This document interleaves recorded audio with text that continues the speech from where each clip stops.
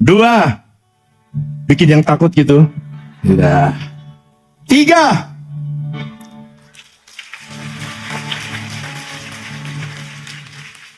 dengarkan ya. Orang meremehkan tisu yang kecil. Saya harap kau yang masih muda, nak, hati-hati.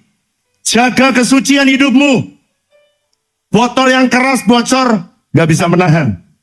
Tisu yang tipis, dia bisa menahan. Integritasmu di hadapan Tuhan tidak akan pernah sia-sia. Tetapi Tuhan akan menjaga saudara dan membawa saudara naik. Terus naik, terus naik. Tak selalu Tuhan menjawab doa, namun Dia beri yang terbaik di waktu yang tepat.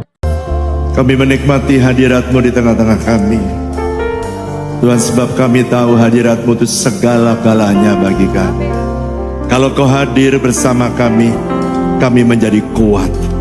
Kehadiran-Mu menolong kami. Di saat kami lemah, Tuhan membuat kami jadi kuat. Mari berbicaralah kepada kami. Kami haus dan kami rindu mengenal Tuhan lebih dalam. Mengenal jalan-jalan-Mu, mengenal kehendak-Mu, mengenal firman-Mu. Berbicaralah urapi hamba-Mu, supaya dia boleh menyampaikan dengan kalimat dan kata yang sederhana, supaya mudah untuk dicerna dan umat-Mu bisa mengerti kebenaran firman-Mu. Terpujilah nama-Mu dalam nama Yesus. Setiap kita yang siap diberkati Tuhan, sama-sama katakan amin. Tepuk tangan yang meriah buat Allah kita. Silakan duduk. Shalom Aleichem. Shalom Aleichem. Ini gereja yang menurut saya unik ya saudara. Setiap kali tahun saya datang ke sini, panggungnya berubah saudara. Kemarin berubah, saya di pojok sana, sekarang berubah lagi. Dulu di sono, sekarang di sini. Oke, sekarang hari ini sesi ini saya akan berbicara betapa pentingnya setiap orang tuh memiliki integritas. Mari buka bersama dengan saya Matius pasal yang ke-7. Jadi kalau saudara tanya judulnya apa? Integrity atau integritas ya. Matius pasal 7 ayat yang ke-24. Mari buka. Matius pasal yang ke-7 ayat yang ke-24. Oke. Saya baca 24, bolehkah Bapak Ibu baca 25 dan seterusnya sampai ayat ke-27 ya, sampai ayat 27. 24 sampai ayat 27. Saya baca 24, Bapak Ibu baca yang ke-25 dan seterusnya. Setiap orang yang mendengar perkataanku ini dan melakukannya, ia sama dengan orang yang bijaksana, yang mendirikan rumahnya di atas batu. Ayat 25 saudara.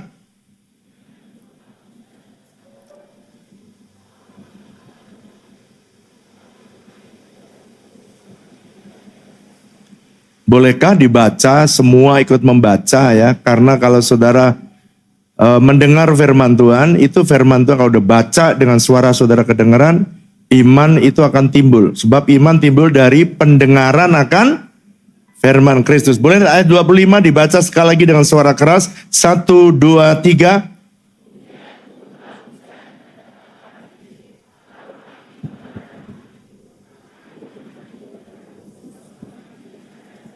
Ya, ayat yang ke-26, tetapi setiap orang yang mendengar perkataanku ini dan tidak melakukannya, ia sama dengan orang bodoh yang mendirikan rumahnya di atas pasir.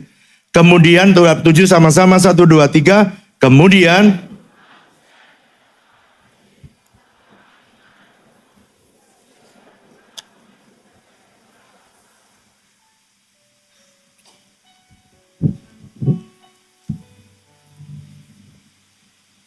Pak, apa sih Tuhan Yesus mengajarkan kalau orang tuh mendengar firman, bukan hanya mendengar tapi juga melakukannya. Tuhan berkata, ia seperti orang yang mendirikan rumahnya di atas batu.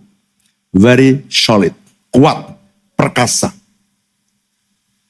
Walaupun datang ujian tapi dia tetap kuat. Kalau saya pakai bahasa yang sekarang saudara bisa mengerti, orang yang mendengar dan melakukan firman Tuhan itu orang yang memiliki integritas. Jadi orang yang memiliki integritas itu seperti orang yang membangun rumah di atas batu, kuat walaupun ada ujian. Walaupun ada tantangan tapi dia tetap perkasa. Kenapa Pak? Karena Tuhan yang berkata. Tapi kalau mendengar firman Tuhan tapi tidak melakukannya, maka dia seperti orang membangun rumah di atas pasir. Yang kalau ada hujan, ada banjir, ada angin, runtuhlah rumah itu. Nah, Pak, kalau gitu apa sih sebenarnya integriti atau integritas itu? Integritas itu, saudara, berasal dari kata integrante atau integer. Yang artinya dalam bahasa Inggris whole atau seluruhnya atau utuh atau bulat sama tuh atau tak bercacat sama tuh. Orang yang punya integritas itu orang yang antara hatinya, pikirannya, perkataan dan perbuatannya sama. Jangan pagi kedelai, sore ngomongnya tempe. Nah itu berubah tuh. Jadi integritas itu adalah keselarasan, keyakinan terhadap nilai atau hati yang dianut dengan pikirannya dan perkataan serta perbuatannya. Ada seorang hamba Tuhan namanya Greg Anderson. Dia berkata begini, living a life of integrity is one of the greatest mission we can undertake. Orang yang hidup dengan integritas sama ya antara perkataan, perbuatan, dan pikiran sama. Dia bilang gini, ini adalah one of the greatest mission. Artinya misi yang terbesar yang saudara dan saya bisa kerjakan untuk hidup sebagai murid Kristus. Pak, kenapa sih integritas itu begitu penting menurut Tuhan? Sampai Tuhan membuat ilustrasi perumpamaan-perumpamaan seperti ini. Sebab dia pengen mengajar saudara dan saya hidup seperti dia yang punya integritas. Nah sekarang, mari buka bersama dengan saya betapa sih pentingnya integritas itu. Amsal pasal 14. Kita baca terlebih dahulu Amsal pasal yang ke-14, nanti saya jelaskan. Pasal yang ke-14, saya minta saudara membaca ayat 34 dengan suara yang keras ya, baca yang keras. Itu sudah terpampang, ayo kita baca. Saudara bukan hanya memuji menyembah Tuhan, tapi saya pengen supaya saudara waktu khotbah, saudara juga khotbah dengan antusias, mendengarkan kebenaran dengan antusias. Mari buka bersama dengan saya, kita baca bersama-sama. 1, 2, 3. Kebenaran meninggikan derajat apa? Bangsa, tetapi dosa adalah. Oke, sekarang perhatikan saya ke depan. Kalau saudara tuh punya integritas, maka saudara, Alkitab menulis ya, integritas itu akan menaikkan saudara. Katakan bersama saya, naik. Kurang keras, kurang kencang. Naik. Jadi kalau Anda punya integritas, kenapa penting? Ada orang yang menyepelekan, bohong dianggap biasa, melanggar dianggap biasa. Kalau saudara lihat, saya ke depan. Apa yang terjadi kalau orang itu hidup dengan integritas? Apanya Pak yang naik? Bangsa pun naik, kotanya naik. Nah, apa yang naik kalau kita hidup dengan integritas? Ada 3 yang bakal naik. Yang pertama, saudara lihat, yang akan naik, akan dinaikkan oleh Tuhan adalah nomor 1, kapasitas hidup saudara. Anda perhatikan ya, ini kapasitasnya 330. Kalau dia hidup dengan integritas, naik. Kapasitasnya lebih, jadi 600 mili. Kemudian naik lagi, kalau dia integritasnya benar, hidupnya benar, Tuhan bilang naik lagi. Apanya Pak? Kapasitas. Saudara yang hidupnya benar, dengerin ya. Kenapa ada orang yang bisnisnya gak pernah naik? Ini salah satunya. Ada yang bisnis sama dari dulu, sekarang, bahkan sampai hari ini aja. Jangan sampai selama-lamanya. Kenapa Pak? Karena tidak memiliki integritas. Yang kedua, apa yang naik Pak? Posisinya. Saudara lihat posisi biru ini, kapasitas dia naik, maka otomatis posisinya dia naik. Makanya ada orang kerja dari clerk, supervisor, naik manager, bisa jadi direktur, ada yang jadi CEO. Kenapa Pak? Posisinya. Oke. Yang ketiga, apa yang naik kalau saya naik Pak? Kalau saya menjaga integritas saya. Yang naik yang ketiga, yang pertama tadi apa? Kapasitas. Yang kedua, posisi saudara. Yang ketiga, sekarang saya tanya, kalau saudara beli satu karton yang 300 sama 600 mahalan mana?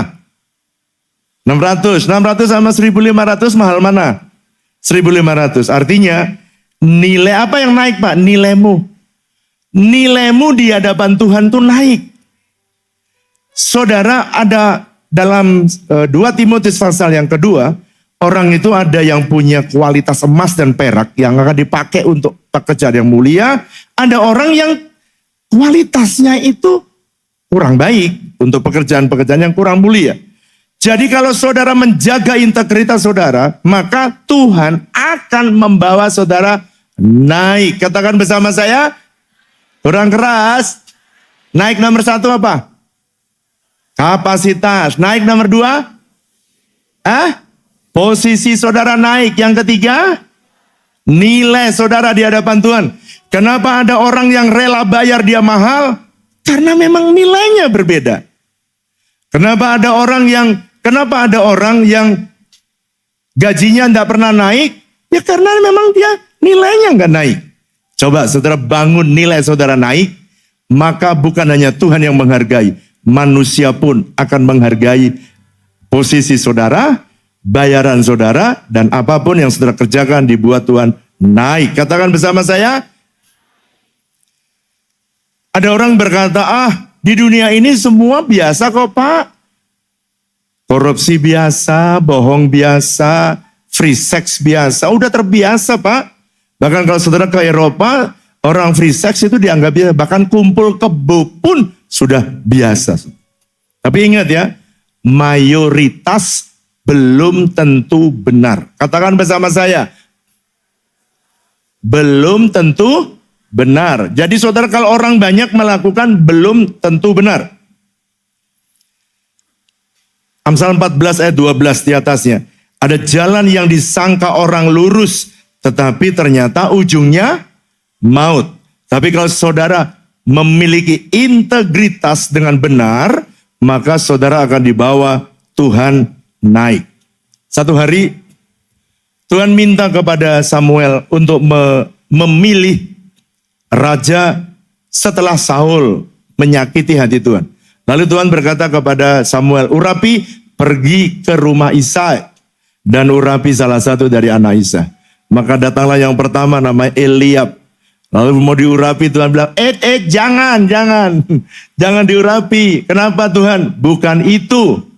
Anak yang kedua datang sama, tegap, pangkatnya keren, bersenjata, tetap tidak dipilih. Sampai akhirnya ketiga, keempat, kelima, keenam. Dan Tuhan bilang, bukan itu. Lalu kemudian dia tanya kepada Isai, apakah hanya itu anak-anakmu? Oh enggak, masih ada satu. Tapi dia bukan pasukan, dia gembala kambing domba. Dengarkan ya, gembala kambing domba itu bisa naik posisinya menjadi raja. Bukan hanya naik posisinya, kapasitasnya gembala kambing domba, sekarang dia bisa naik yang tidak pernah dipikirkan orang. Pada waktu Daud datang, Alkitab tulis pipinya kemerah-merahan. Berarti kulit Daud itu putih.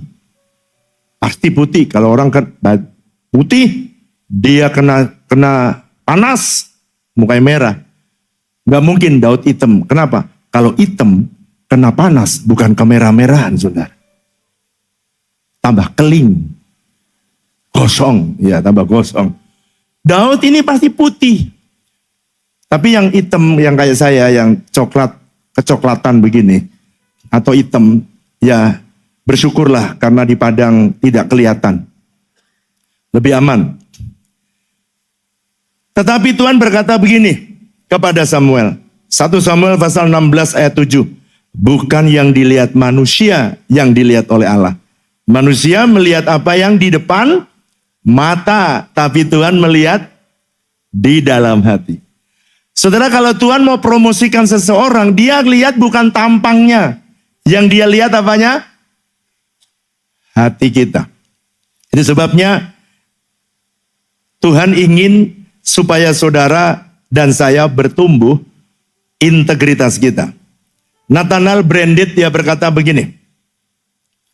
Integrity is the congruence between what you know, what you profess, and what you do. Dia berkata integritas itu adalah keselarasan antara apa yang kamu tahu, apa yang kamu katakan, dan apa yang kamu lakukan. Sama ya. Jadi kesesuaian, selarasan.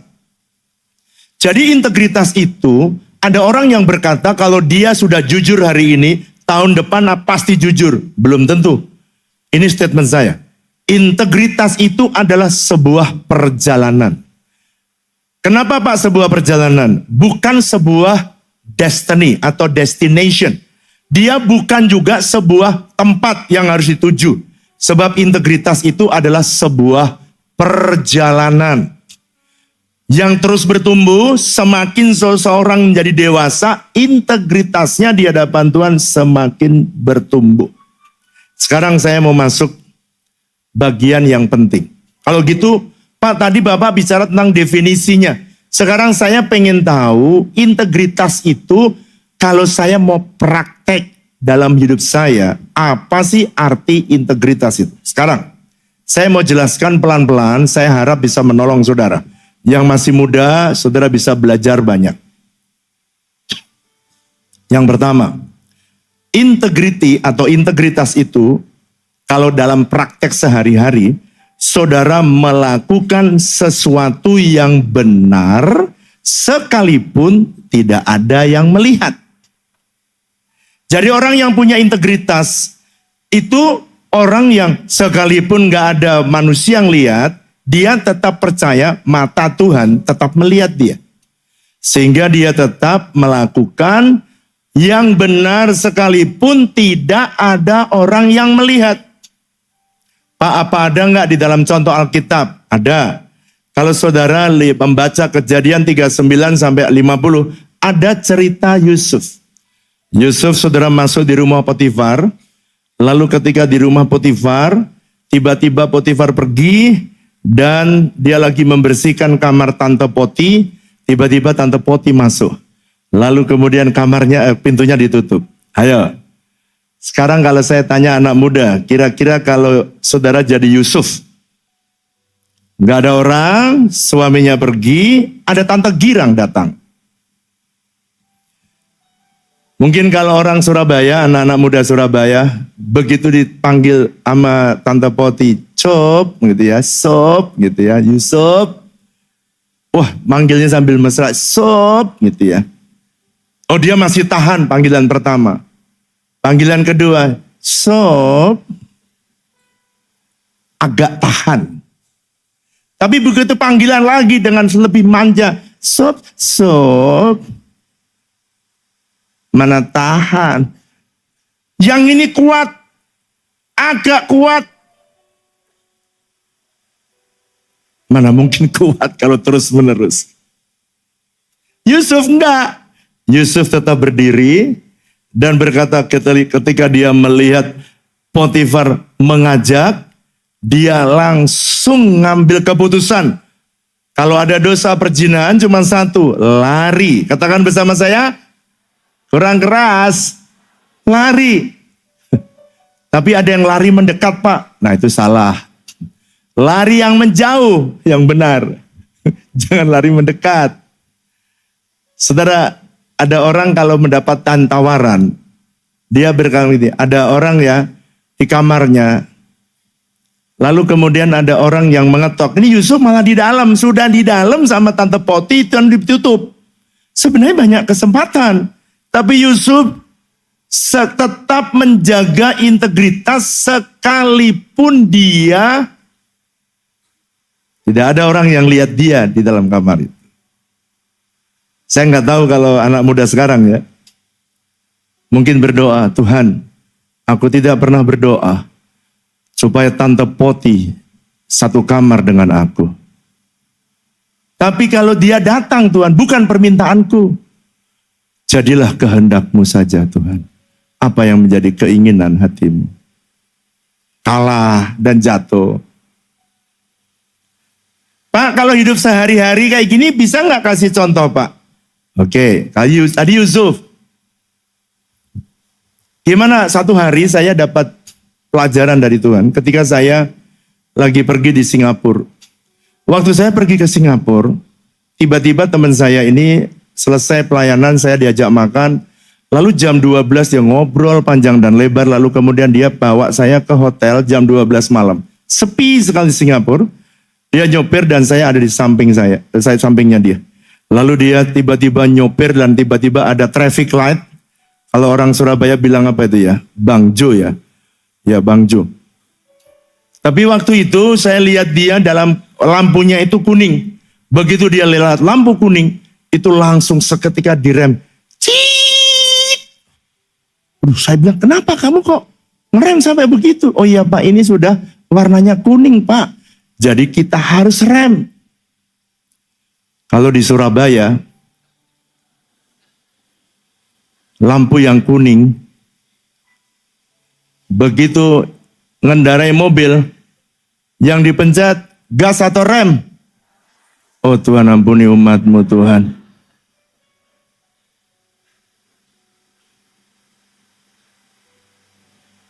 Kalau di Singapura kuning, kita harus pencet rem karena itu persiapan untuk berhenti.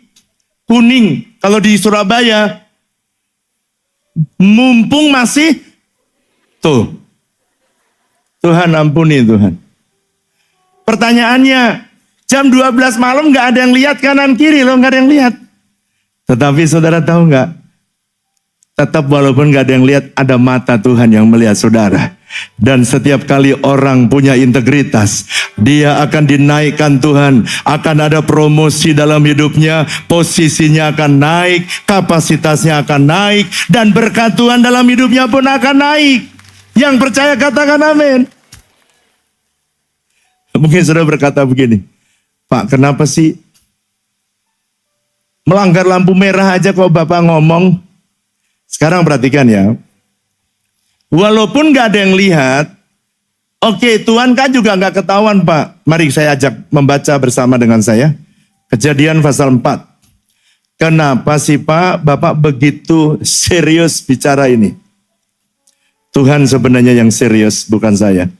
Kejadian pasal yang keempat, ayat yang ke-9 dan ayat 10.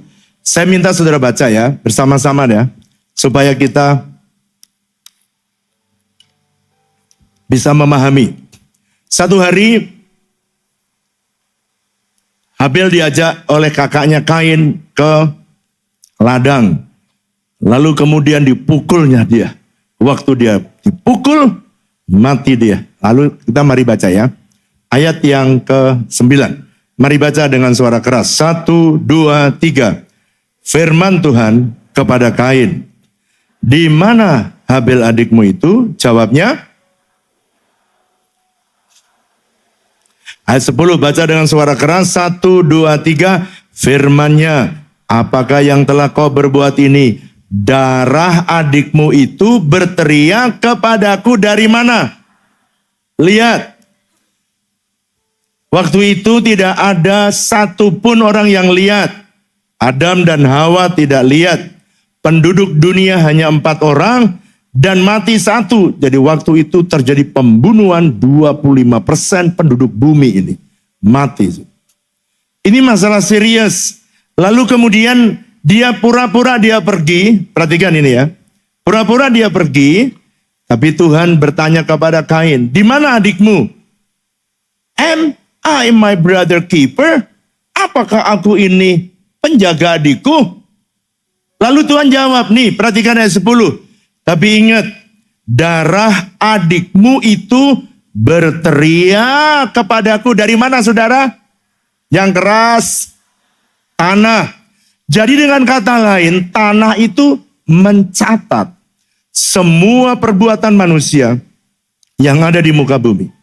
Semua catatan tanah, kalau orang yang tinggal di atasnya baik, kalau saudara membaca Kejadian pasal 3, sebelum ayat 15, maka catatan tanah selalu menghasilkan. Tapi ketika manusia berdosa, muncul namanya semak duri, Kejadian pasal 3 ayat 17. Semak dan duri itu bicara apa, Pak? Semak dan duri itu bicara situasi yang tidak enak. Kalau semua bangku ini saya kasih duri, begitu saudara duduk, langsung durinya masuk ke dalam daging saudara, saudara pasti akan berteriak dan tidak mungkin stay di dalam kebaktian ini. Jadi, kenapa ada orang yang mudah diberkati, ada orang yang sulit? Catatan tanah semua yang saudara dan saya lakukan, ada catatan tanah. Dan catatan tanah kalau buruk, maka tanah itu akan memberikan report atau melaporkan kepada Tuhan. Dan kalau orang yang berbuat baik di atasnya, berkat tanah itu akan memberikan berkat. Kalau orang yang jahat yang berbuat di atasnya, maka kutuk yang datang. Coba ayat 11 kita lihat. Apa yang terjadi? Apakah benarkah? Ayat 11. Mari baca dengan suara keras. 1, 2, 3. Maka sekarang apa? Terkutuklah engkau, terbuang jauh dari tanah yang mengangakan mulutnya untuk menerima darah adikmu itu dari tangan. Kenapa tanah itu bisa jadi terkutuk? Karena tanah mencatat. Sekarang lihat saya ke depan. Pak, tanah itu berbicara apa? 5 hal. Kalau saudara membaca tanah di dalam Alkitab, bicara 5 hal. Pertama, tanah berbicara tentang hidup kita. Hidup kita ini berasal dari tanah. Kedua, tanah itu berbicara tentang apa? Kedua, keluarga kita, rumah kita ada di atas tanah. Ketiga, tanah berbicara apa, Pak? Berbicara tentang pekerjaan dan bisnis kita. Karena semua bisnis kita ada pabrik atau office ada di atas tanah. Dan kemudian juga Tuhan lihat yang keempat bicara tentang apa? Pelayanan dan gereja. Yang kelima bicara tentang kota dan bangsa. Jadi kalau saya bilang tanah, apa artinya saudara? Tanah itu artinya 5 ini. Pribadi, keluarga, pekerjaan, pelayanan dan gereja, kota dan bangsa. Kenapa ada satu daerah diberkati? Kenapa ada daerah satu kering? Kenapa ada bisnis yang sangat diberkati? Kenapa ada bisnis yang hidup segan, mati tak mau? Kenapa ada orang yang keluarganya bisa bahagia? Kenapa ada keluarga yang cekcok terus menerus? Karena tanah mencatat semua perbuatan yang saudara lakukan. Itu sebabnya apapun yang saudara kerjakan ada tanah yang mencatat semua perbuatan saudara dan perbuatan saya di atas muka bumi. So that's why kenapa integritas seseorang bisa menaikkan derajat orang, keluarga, pekerjaan, bisnis, kota, bahkan bangsa. Ayatnya jelas langsung bangsa. Dan dimulai dari pribadi saudara. Ada seorang hamba Tuhan namanya Roy Bennett.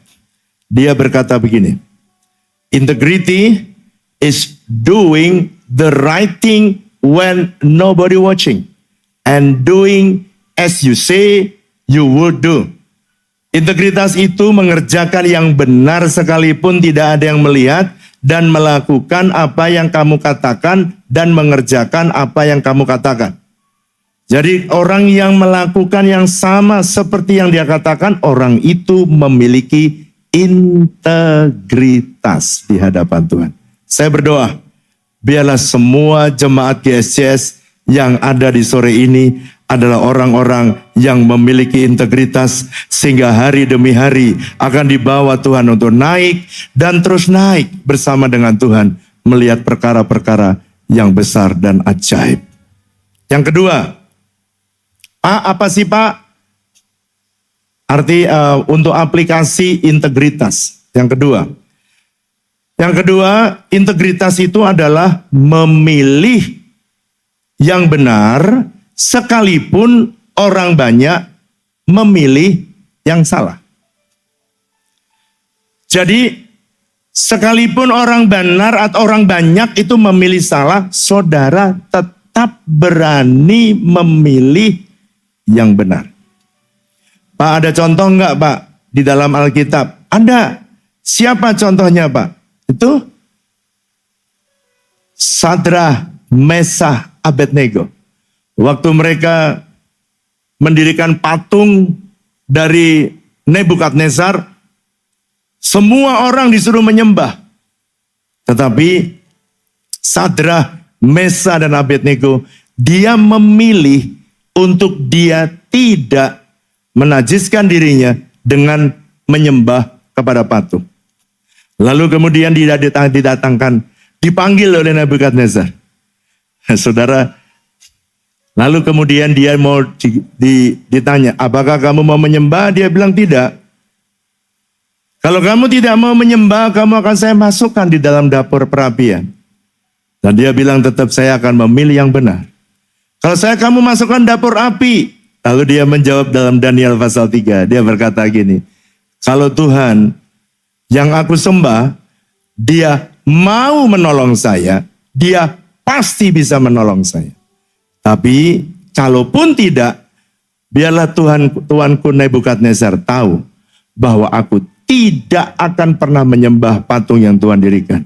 Aku mau tetap belajar setia kepada Tuhan. Apapun yang terjadi, aku tetap akan setia. Saudara, saya berdoa, perkataan Daniel, anak-anak muda Sadrah, Mesah, dan Abednego ini sekarang udah langka. Sekarang kalau saya lihat teman-temannya ya, kalau pacaran. Sekarang kalau pengen ditanya ya, karena saya ini gembala, setiap kali saya ada orang pernikahan, saya pengen hasil sensus dari hasil konseling. Berapa jumlah orang yang tetap menjaga kekudusan, sekalipun yang lain memilih sama dengan orang dunia. Saudara, 10 tahun yang lalu 40% yang jaga kekudusan. 5 tahun berikutnya setelah itu naik 50%. Dan setelah itu naik 60%. Dan waktu saya lihat itu, kenapa dia naik? Karena anak-anak muda mau menjaga integritas di hadapan Tuhan. Doa saya, biar anak-anak muda arek-arek Surabaya tetap bisa menjaga kekudusannya sekalipun menghadapi tantangan yang berat di sekitar kita. Yang mau katakan amin. Ku mau cinta Yesus selamanya. Nyanyikan sama-sama. Ku mau cinta Yesus selama meskipun badai.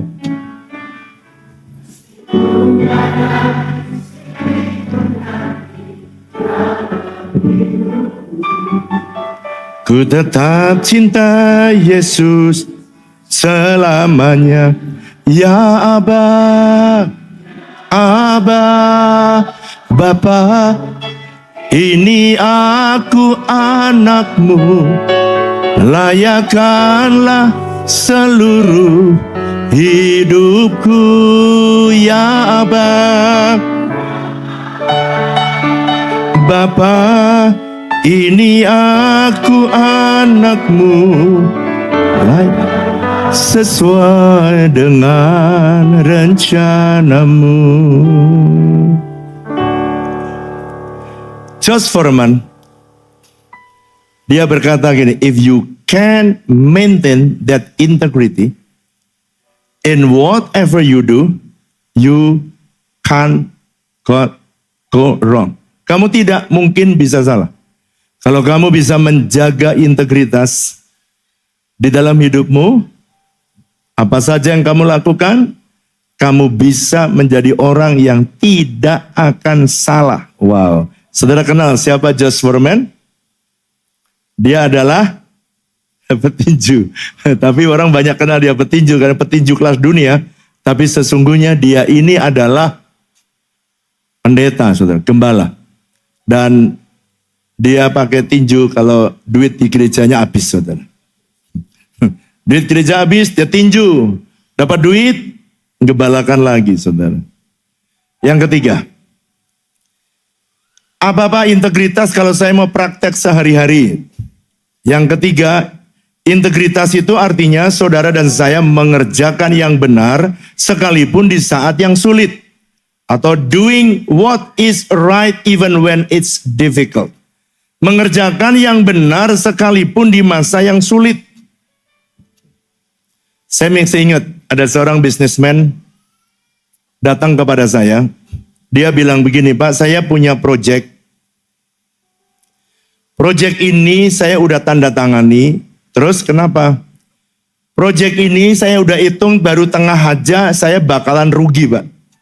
Lalu dia tanya kepada saya, Pak, apakah saya quit? Artinya saya keluar dari proyek ini supaya saya nggak rugi, atau saya teruskan? Lalu saya tanya gini, nih ya, businessman.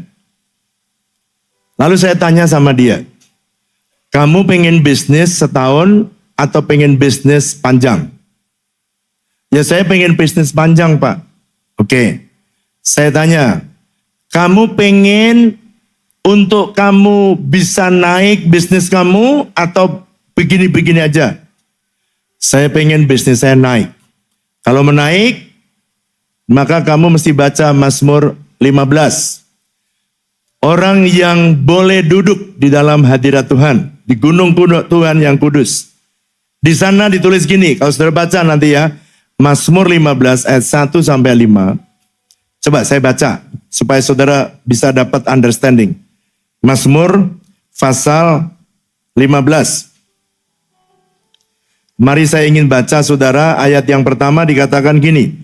Siapa yang boleh numpang di kemahmu? Siapa yang boleh diam di gunungmu yang kudus? Sekarang lihat ayat yang keempat. Sebentar.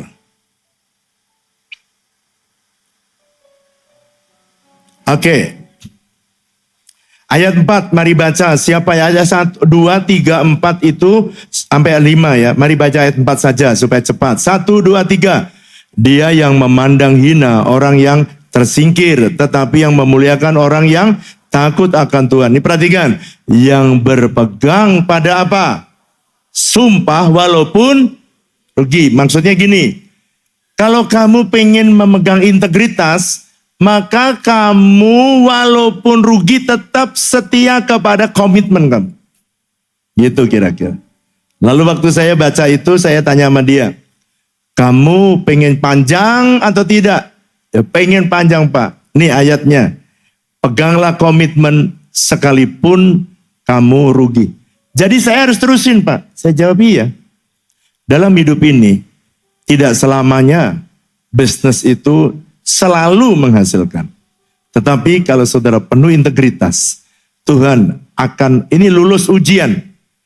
Ngetes saudara. Kalau saudara pegang komitmen, tetap pegang integritas, Tuhan akan bawa saudara naik. Gak lama kemudian dia selesaikan dan orangnya puas. Setelah orangnya puas, dia berkata begini,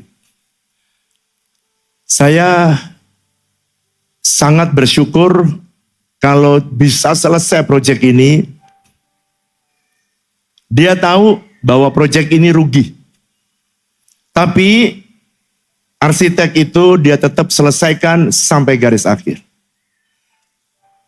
Dia rugi hanya satu proyek itu. Tapi setiap kali ada proyek, orang itu selalu cerita sama orang ini. Kalau kamu mau bikin rumah, bikin interior, kamu ingat ini nih. Jadi satu ini rumus ya. Kalau ada orang satu puas, dia akan merekomendasikan 9 orang lain. Tapi kalau dia tidak puas, dia akan memberitahu kepada semua orang yang dia jumpai. Jadi maka kenapa ada banyak bisnismen yang rusak? Karena mulut orang yang dilayani itu ngomong kemana-mana. So that's why peganglah integritas saudara. Walaupun harus rugi. Belajarlah pegang integritas. Abraham Lincoln dia pernah berkata, if you want to test a man character, give him power. Kalau saya tambahin, if you want to test man's character, give him power and money. Coba, orang kalau punya duit banyak, dia akan tahu sifat aslinya dia. Apakah dia orang yang setia atau tidak. Sekarang lihat saya ke depan. Saya mau supaya saudara jangan meremehkan integritas. Banyak orang tuh ya, karena saya gembala, sehingga saya selalu mengkonseling banyak orang yang hidupnya tentunya gagal dan rusak ya. Kalau yang hidupnya baik biasanya tidak tanya gembalanya. Biasanya kalau orang hidupnya rusak baru dia tanya gembalanya. Ini bejana, anggaplah seperti bejana hidup saudara. Kita ini punya sebagai bejana ya. Ada orang yang menganggap bohong itu biasa. Melanggar komitmen pernikahan dianggap biasa. Saudara, ada orang yang selingkuh dianggap biasa. Ada orang yang konseling, dia bilang gini, saya ini selingkuh, istri saya tidak tahu Pak. Terus, tapi kenapa pekerjaan bisnis saya, kenapa bisnis saya jadi hancur Pak? Saya tanya, kamu selingkuhnya di atas tanah apa tidak?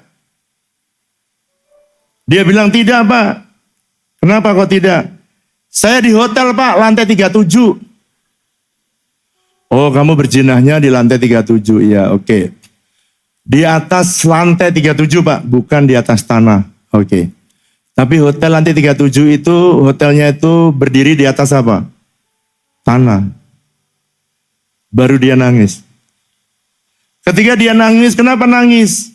Saya nggak sadar waktu Bapak bilang, tanah akan mencatat semua perbuatan. Saya pikir saya naik ke lantai 37 Pak, yang tinggi. Supaya saya melakukan itu tidak di atas tanah. Barulah dia sadar bahwa apa yang dilakukan ternyata membuat dia tidak tahu, istrinya pun tidak tahu. Tapi dia sampai rumah, langsung istrinya marah-marah. Dan istrinya sepertinya tidak, kalau orang Surabaya ciong ya bilangnya ya. Wah marah-marah dan kemudian dia tanya kenapa ini terjadi. Dan saya beritahu, kalau saudara, orang yang diberkati Tuhan, ya, tapi dia tidak menjaga integritasnya. Sekalipun tadi penuh ya, dia pelan-pelan akan hilang. Gak terasa, setan itu memang menghancurkan hidup manusia itu tidak sadek sanyet. Dia langsung hancur, enggak, sedikit-sedikit. Akhirnya saudara, tanpa disadari sudah hampir setengah. Makanya saya lihat banyak bisnismen yang rusak. Padahal dia bilang ini saya cuma berzina Pak. Saya mengingkari itu aja Pak. Istri saya juga nggak tahu, tak kasih uang terus. Kenapa sih hancur semua bisnis saya? Nih, supaya saudara tahu, ada yang bocor. Sekarang,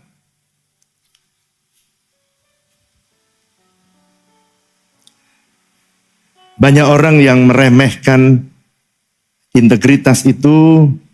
Nih ya, tisu nih. Kira-kira bisakah tisu ini saya pakai untuk mengganti tutup daripada menjaga berkat yang ada di botol? Menurut saudara bisa apa tidak? Coba yang percaya bahwa ini bisa. 5 orang ya. Yang percaya bilang gini, saya nggak percaya. Coba berapa orang? Yang nggak ngerti bahasa Indonesia.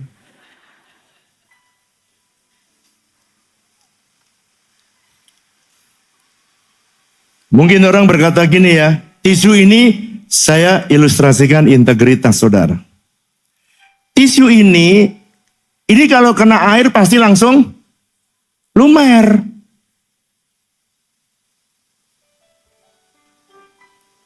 Karena kena air lumer, maka banyak orang yang meremehkan bahwa tisu ini bisa menghandle, bisa menjaga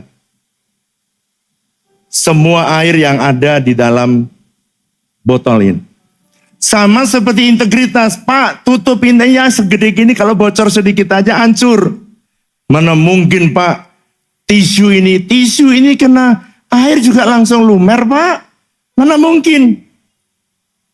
Banyak orang meremehkan kejujuran, kesetiaan, komitmen, hidup benar, hidup suci, hidup kudus.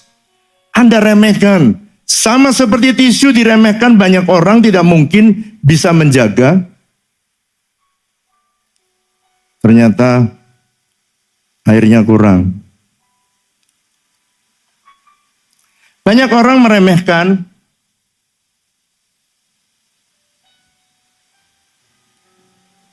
tisu ini, sama seperti integritas yang saudara dan saya dan saudara miliki, yang saudara jalankan. Tipis, kecil, dan mungkin banyak orang meremehkan, apa sih Pak artinya saya menjaga kekudusan? Apa sih artinya saya menjaga kesucian? Apa sih Pak artinya saya menjaga komitmen saya dengan istri saya? Apa sih Pak artinya komitmen saya dengan pasangan saya? Apa artinya saya hidup benar di hadapan klien-klien saya? Kelihatannya ini Pak, air ini kena tisu juga tisunya langsung luntur Pak. Mana mungkin sih Pak? Apa sih artinya integritas itu? Banyak orang meremehkan. Pertanyaannya, kalau ini saya balik, kira-kira bocor atau tidak? Coba yang bilang tisu ini, integritas ini bisa menahan air yang ada dari dalam botol. Siapa yang percaya? Siapa yang tidak percaya? Mana mungkin tisu itu bisa menahan? Siapa yang menanti sulap? Kayaknya yang ketiga lebih banyak. Saudara sedang menanti sulap. Saya tidak sulap. Nanti saudara bisa coba di rumah. Cuman saya mau menunjukkan bahwa integritas so powerful. Ketika saudara jaga integritas, dia bisa menolong saudara dan menahan. Satu. Media mana media? Lihatin yang gede ya. Dua. Bikin yang takut gitu. Ya. Tiga.